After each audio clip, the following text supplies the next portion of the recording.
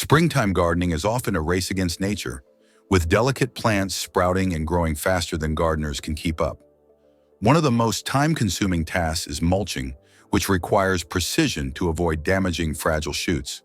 But now a clever gardening hack is transforming this process, making mulching easier, quicker, and more efficient than ever before. The trick? Repurposing old nursery pots. According to GardenGate magazine, mulching is a crucial part of maintaining a healthy garden. It helps retain moisture, suppresses weeds, and enriches the soil. However, the task can be tricky, especially when the plants are young and vulnerable.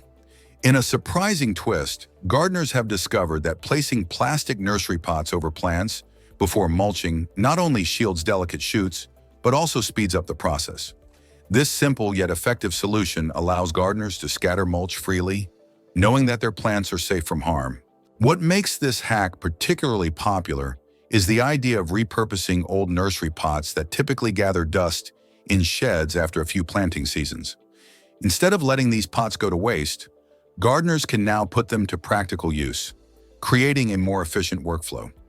The hack has been met with praise from online gardening communities, with many calling it such a great idea.